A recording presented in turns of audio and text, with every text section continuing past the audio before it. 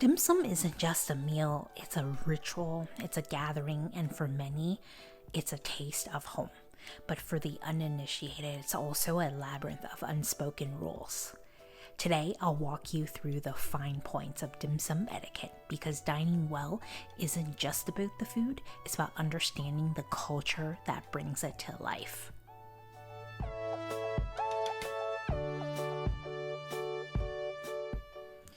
In many Chinese families, these etiquette rules are infused into childhood, becoming second nature over countless family meals.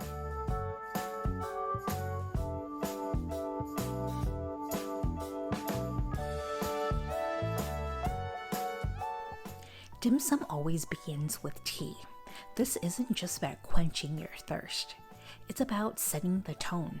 The tea you choose actually reflects your group's mood. Jasmine or hongpin for something light, oolong for depth, or pu'er po for those who appreciate a touch of bitterness. Pouring tea is an act of courtesy. Serve others first, especially elders or the host, and save yourself for last.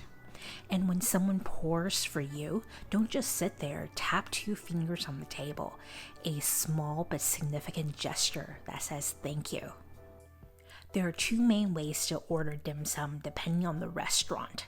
Some places use menus where you tick boxes next to the dishes you want, either via a QR code or paper menu. Or in others, carts roll by and you choose on the spot. If you're not sure, watch how others are ordering or ask the staff. Most dim sum dishes come in sets of 3 or 4, so take note of how many people are at the table. If you're a group of 5, consider ordering 2 portions of popular dishes to avoid anyone being left out, or splitting 1 dumpling awkwardly. And don't forget seasonal specials or chef recommendations. They're often the star of the menu. Dim sum is a shared experience, so consider everyone's preferences. If someone's a vegetarian, order dishes like vegetable dumplings or tofu skin rolls. Do you have a sweet tooth at the table? Save room for egg tarts or sesame balls at the end. Dim sum isn't really a race to see how many dishes you can fit on the table. Ordering everything at once not only clutters your table, but also disrupts the flow of the meal.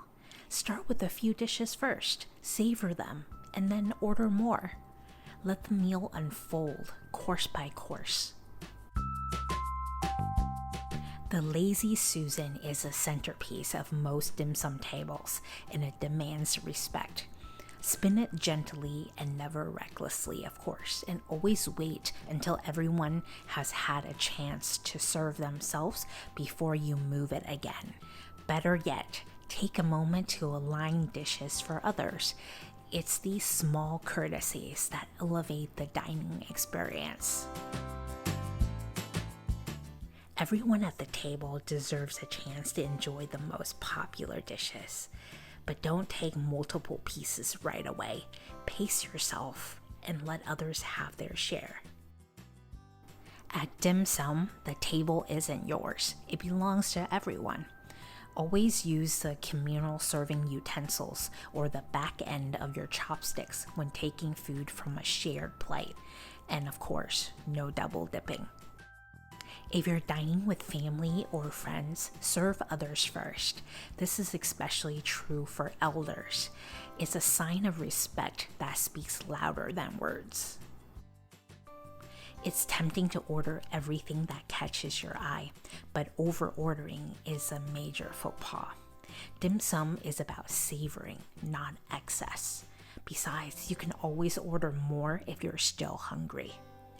Dim sum is meant to be a leisurely meal, not a buffet-style feast.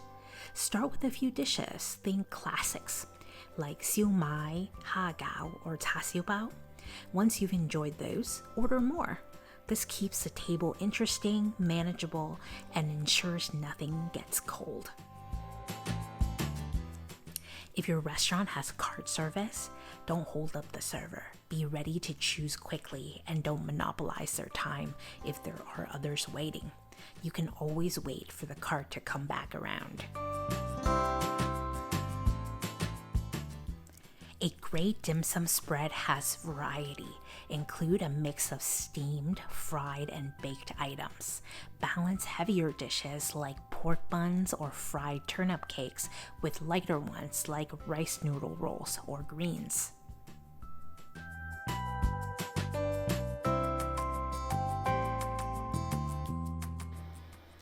Dim sum is meant to be savored, not rushed. Resist the urge to pile your plate with food. Enjoy each dish as it arrives and let the meal unfold naturally. Remember, part of the joy is the anticipation of the next bite. In traditional dim sum meals, desserts isn't ordered right away. Wait until you've enjoyed the savory dishes and then add sweets like egg tarts or mango pudding to close out the meal. It's a perfect way to finish. Dim sum tables can get cluttered quickly, as you can imagine.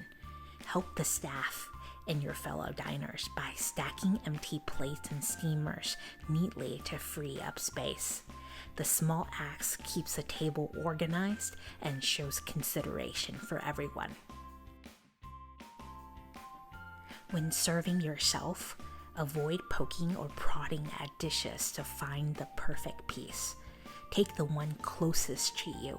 It's a matter of courtesy and keeps the presentation intact for others. The last piece is always sacred. Don't take it without asking the group first. Offer to split it or let someone else have the honor. And dim sum is not just about the food, it's about the people you're sharing it with.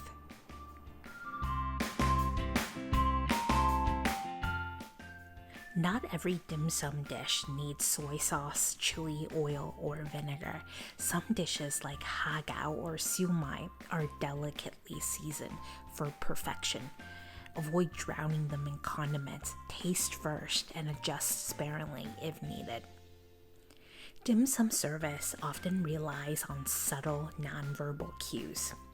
Tilt the teapot lid to request a refill.